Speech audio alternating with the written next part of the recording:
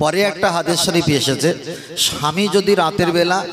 স্বামী যদি রোজা রাখে অবশ্যই স্ত্রীর কাছে অনুমতি। আবার স্ত্রী যদি রাতের বেলা তাহাজ্জুদ কিংবা নফল ইবাদত করে তাহলে স্বামীর কাছ থেকে অনুমতি নিতে হবে।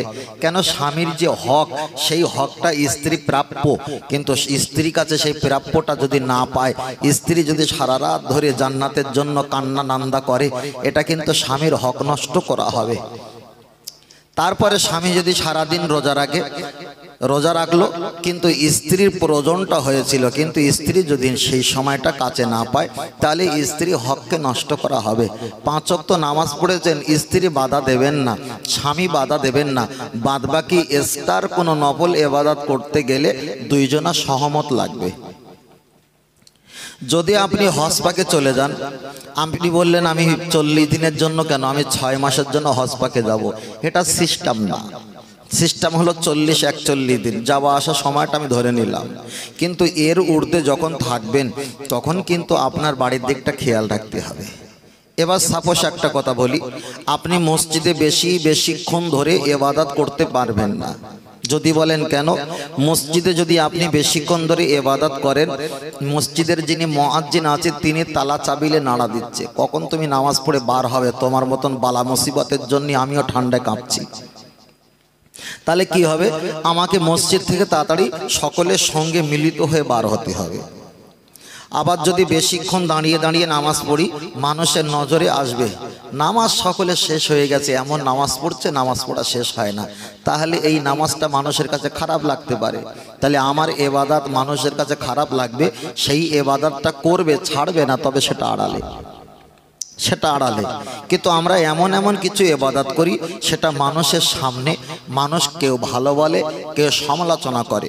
ওই জন্য বলবো কিছুর ব্যক্তিগত কিছু ইবাদত নিজে করবে, তার কারণ আমাদের গুনার ভাগটা বেশি, নেকির ভাগটা। ক্বালান নবী সাল্লাল্লাহু আলাইহি ওয়াসাল্লাম, নবী আমার হাদিস শরীফে বললেন, বালঘুমি ওয়াসাল্লুনা, সেই জামানা দেখতে পাওয়া যাবে ওরা নামাজ পড়বে, ওয়ায়াসুবুনা, ওরা রোজা পর্যন্ত রাখবে, ওয়ায়াহুদ্দুনা, পর্যাপ্ত পরিমাণ টাকা হবার কারণে, ওয়ায়াহুদ্দুনা, ওরা হজ পর্যন্ত করবে। নবী আমার হাদিস শরীফে বললেন, কিয়ামতের ময়দানে ইয়ামুল জাযা আর ইয়ামুদ্দিন, ইয়ানি বদলা দিনে কাদিন হাসরের ময়দানে, আনা বারিউম মিনহুম অহুম বারিউনা মিন্নি, তবে ওরা হাসরের ময়দানে আমার কেউ হবে না, আমি রাসূলুল্লাহ ওদের কেউ হব না। আল্লাহ নবীকে বললেন, হুজুর ওরা নামাজ পড়লো, রোজা রাখলো, হজ করলো, যাকাত দিল, কিন্তু হাসরের ময়দানে আপনি কেন তাদের হবেন না, তারা কেন আপনার হবে না, জবাব দাও। নবী আমার হাদিস শরীফে বললেন, ও আমার সাহাবায়ে কেরাম জেনে রেখে দাও, পৃথিবীর জমিনে ওদের ভিতরে ইসলাম ছিল, কিন্তু ওদের ভিতরে ঈমান ছিল না। আমি আপনাকে বোঝাতে চেয়েছি, নবী আমার একটা হাদিস শরীফে বললেন, লা ইয়াবকা মিনাল ইসলামি ইল্লা ইসমুহু আকামা ক্বালা আলাইহিস সালাম। আল্লাহ নবী বলেছেন, সেই জামানায় আখরি জামানা দেখতে পাওয়া যাবে ওদের ভিতরে ইসলাম থাকবে, কিন্তু আল্লাহর খাতায় ওদের ভিতরে ঈমান খুঁজে পাওয়া যাবে না। আপনি ডান দিকে বাম দিকে সামনে পিছনে পূর্ব পশ্চিম উত্তর দক্ষিণ কিনারায় আপনি পৌঁছে যাবেন, কি হুজুর ওয়ালা, কি আলেম ওয়ালা, কি ইমাম ওয়ালা, কি বক্তা ওয়ালা আপনি দেখতে পাবেন, কিন্তু সেই জামানায় দেখতে পাওয়া যাবে ইসলাম থাকবে কিন্তু ঈমান পাওয়া যাবে না। এবার যদি বলেন হুজুর ইসলাম আর ঈমান কি আলাদা, আমি বলবো ইসলাম আলাদা, ঈমানও আলাদা।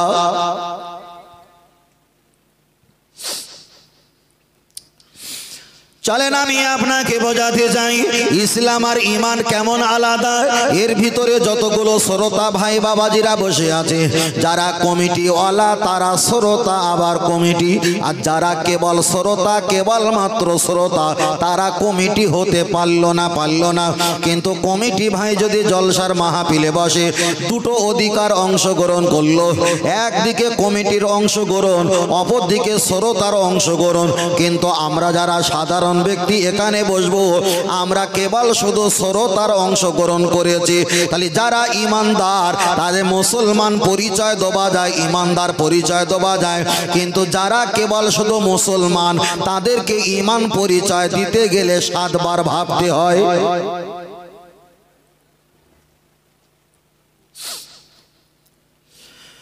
চলেন আমি আপনাকে বোঝাতে চাই, লক্ষ্য করে দেখা যায় আমরা ওয়াজ নসিহত করি, ওয়াজ নসিহতের মাধ্যমে আল্লাহ এবং নবী পীর মাশায়েখের কথা আমরা বারবার তুলে ধরি। তার কারণ হলো আল্লাহকে এবং নবীকে পাওয়ার জন্য এই কথাটা আমরা বারবার বলে থাকি। আমি এখানে যারা বসে আছেন আমার কথায় রাগ করবেন না, আমার কথা গুসা হবেন না। এখানে যারা বসে আছেন আলহামদুলিল্লাহ ভালো, আমরা প্রত্যেকে ফুরফুরা দাদা পীর রহমাতুল্লাহ আলাইহির মতাদর্শের মানুষ, বসিরহাট আল্লামা রুহুল আমিন রহমাতুল্লাহ আলাইহির মতাদর্শের মানুষ। আপনাকে যদি জিজ্ঞাসা করা হয় আপনি কোন পীর সাহেবের মহব্বতের মানুষ, আপনি তো জবাব দিয়ে উচ্চ কণ্ঠে বলবেন আমি বসিরহাট, আর এদিকে ফুরফুরা দাদা পীর রহমাতুল্লাহ আলাইহির হাতের মানুষ। কিন্তু আপনার কাছে একটাই বোঝাতে চেয়েছি, দাদা পীর রহমাতুল্লাহ আলাইহি যুগ যুগ আগে দুনিয়া থেকে বিদায় নিয়ে চলে গেছে। বসিরহাট আল্লামা রুহুল আমিন রহমাতুল্লাহ আলাইহি তিনিও যুগ যুগ আগে দুনিয়া থেকে নীরব নগরে চলে গেছে। তাহলে তারা আমাদের কাছে নাজারোসে গায়ব, আমাদের চোখে অদৃশ্য হয়ে গেছে। এবার আমি আপনাকে জিজ্ঞাসা করব আপনার পীর সাহেবের নাম কি? আপনি বলবেন বসিরহাট আল্লামা রহমাতুল্লাহ ফুরফুরা দাদা পীর রহমাতুল্লাহ। তারা তো যুগ যুগ আগে কবরে নীরব নগরে চলে গেছে। এবার আপনি কোন পীরের হাতে হাত দিয়ে মুরিদ হয়েছেন?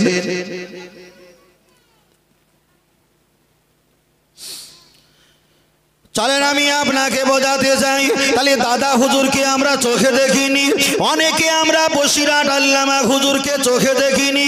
দাদা হুজুরকে মানি, বসিরহাট আল্লামা হুজুরকে মানি, কথাটা 1000 বছর থাকবে। কিন্তু আমি বোঝাতে চেয়েছি দাদা পীর রহমাতুল্লাহ আলাইহি যে 4-5টা আওলাদ ছিল, দাদা পীর ইন্তেকালের পর ওই জামানায় যত আমার আপনার মতো আলেম ছিল, দাদা পীরের অবর্তমানে 4-5টা আওলাদের হাতে মুরিদ হয়েছিল না হয়নি? হয়েছিল।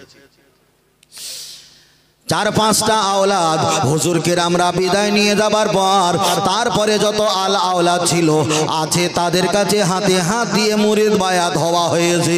কিন্তু আমি আপনাকে বোঝাতে চেয়েছি সমাজের দিকে একটা বার তাকিয়ে দেখো, আমরা আহলে সুন্নাত আল জামাত, আমরা বসিরহাট আল্লামা হুজুর দাদা পীর রহমাতুল্লাহকে এত মহব্বত করি, কিন্তু সমাজে শহরে নগরে পাড়ায় পাড়ায় গ্রামে গঞ্জে খুঁজে দেখো বসিরহাট হুজুরের হাতে কেউ মুরিদ এখানে নেই, দাদা পীরের হাতে মুরিদ নেই, দাদা হুজুরের আওলাদের হাতে মুরিদ নেই, শুধু মুখেই আছে আমি একজন দাদা পীরের মুরিদ।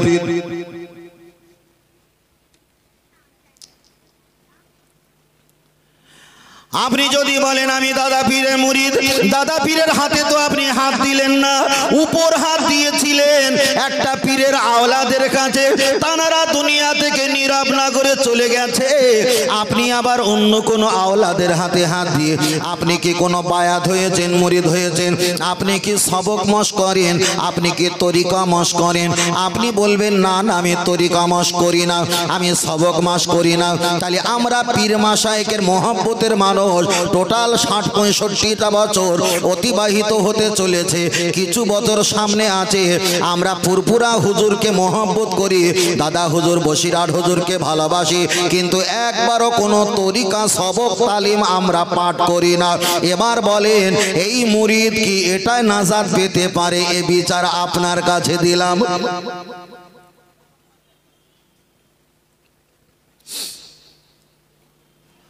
তরিকা যারা মাস করে, যে তরিকা যারা মাস করে প্রথমে সবচাইতে বেশি কষ্ট হয় এশার নামাজে আর ফজরের নামাজে। বাদ বাকি অন্য অন্য 3 ওয়াক্ত নামাজ আছে, অতটা কষ্ট হয় না। আপনি প্রতি ওয়াক্তে পারেন যদি জেলে জলি জিকির করতে পারেন, কিন্তু মাগরিবি আপনাকে মাস জলি জিকির করতে হবে। তারপরে এশায় আপনাকে জিকির করে সবরেসানি করে জিকির করে তারপরে আপনাকে তরিকা মাস করতে হবে। ফজরে আপনাকে জিকির করে দোয়া খায়ে সবরেসানি করে জিকির করে তারপরে আপনাকে তরিকা মাস করতে হবে। আমি আপনার কাছে আগের কথাটা খুব ভালো করে শুনবেন কি বোঝাতে চেয়েছি আর কি আপনারা বুঝতে চেয়েছেন। তাই লক্ষ্য করে দেখা যায় সমাজের এমন বয়স প্রাপ্ত ব্যক্তি হয়ে গেছে, এমন সমাজের আলেম হুজুর, এমন আলেম সমাজে খুঁজে পাওয়া যাবে। দাদা পীর বসিরহাট হুজুরের মোহব্বত আমরা অন্তরে দেখাই, কিন্তু খুঁজে দেখো ক্যামেরা লাগিয়ে 90% মানুষেরা তরিকা সবক মশ করে না। কিন্তু সেই দাদা পীর রহমাতুল্লাহ আর বসিরহাট হুজুর রহমাতুল্লাহ, বড় পীর রহমাতুল্লাহ, তানারাই তো ব্যাখ্যা করে বলে গিয়েছে যারা পীরের হাতে হাত দিয়ে মুরিদ হলো না, তরিকা বায়াত সবক মশ করে না, তাদের পিছনে তো নামাজ পড়া ফাসেদ নামাজ হবে না। একটু বুঝতে পারছেন কি বলেছি? মুখে বলেছেন সেটা আলাদা। আপনি 5 ওয়াক্ত নামাজ আদায় করেন, আলহামদুলিল্লাহ ভালো। নামাজের আগে আপনি ফেসবুক দেখছেন, নামাজের পরে আপনি ফেসবুক দেখছেন। এই পাপের কাছ থেকে বাঁচার জন্য কোন পীর ওলির হাতে হাত দিলে প্রথম আপনাকে একটা সবক দেবে, আপনাকে 1000 বার সরে 1000 বার করে তওবা শরীফ পাঠ করতে হবে। আস্তাগফিরুল্লাহ রাব্বি মিন কুল্লি যামবি ওয়া আতুবু ইলাইহি লা হাওলা ওয়ালা কুওয়াতা ইল্লা বিল্লাহ। এই তওবা শরীফের হাজার রকমের ব্যবধান আছে, এই তওবা শরীফের হাজার রকমের আল্লাহ নিয়ামত দিয়েছে। এর ভিতরে সবচাইতে বড় একটা নিয়ামত হলো আল্লাহ পাপের কাছ থেকে তোমাকে হেফাজত করবে আর ভালো ব্যক্তির সঙ্গে তোমার দাঁড় করিয়ে দেবেন। জোরে বলেন।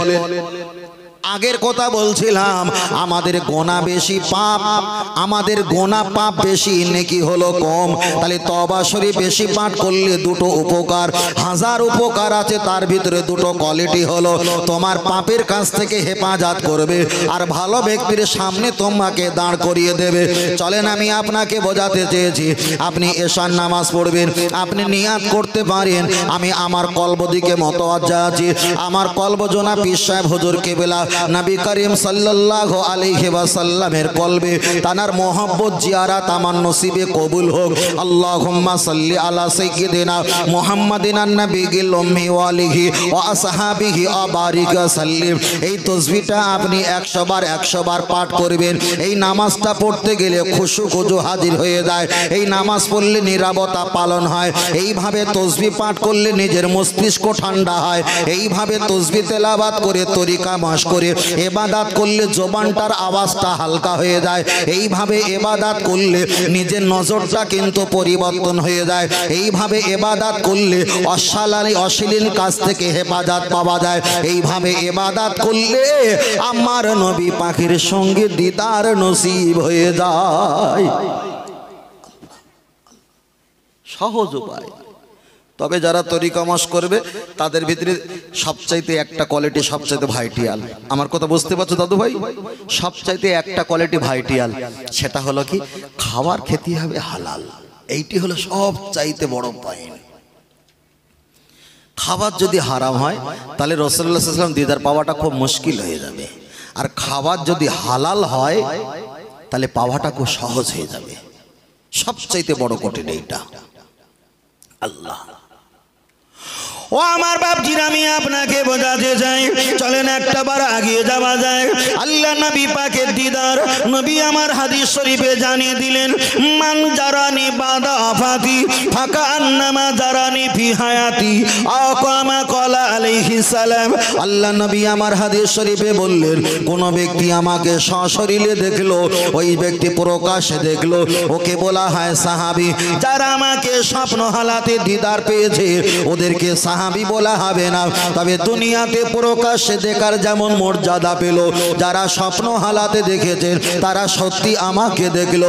আল্লাহ নবী বললেন, যারা আমাকে দেখেছেন স্বপ্ন হালাতে, দুনিয়াতে কোনো টেনশন নাই, কবরে কোনো টেনশন নাই, হাসরে কোনো টেনশন নাই, মিজান ফুলসিরাতে কোনো টেনশন নাই, জাহান্নামে যাবার কোনো চিন্তা নাই। জোরে বলেন, আর একটু জোরে বলেন সুবহানাল্লাহ।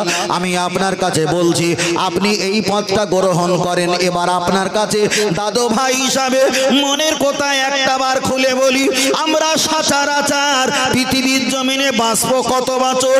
আনুমানিক 60-70 বছর বাঁচবো। আমি মফিজুল ইসলাম, আমার বয়স 36 পেলা, দেখা যায় 38-37 পড়ে গেল। তাহলে আমার যদি 37 বছর হয়ে যায়, আমি যদি 60 বছর বাঁচি, 30-30-60, আমি দুইটো ভাগ করলাম। এই 60 বছর 2 দিনে ভাগ করলাম। আমার বয়স যদি 24-36-38 হয়ে যায়, আমার একদিন চলে গেছে, বাকি আছে একদিন। এই একদিনে আমাকে নাজাত পেতে হবে। কোথায় তোমার হুজুর, কোথায় তোমার আলেম, কোথায় তোমার দাওয়াত, কোথায় তোমার প্রফেশনাল? দুনিয়াবি অনেক হয়েছে, রেখে দাও। আপনার নাজাত পাওয়ার জন্য আপনাকে নিজে নিজে চিন্তা করতে হবে। তাই আল্লাহর কোরআন বললেন, মান আরাফা নাফসাহু, কোন ব্যক্তি যদি নিজে নিজেকে নিয়ে ভাবে আর চিন্তা করে, ফাকাদ আরাফা রাব্বাহু, ওই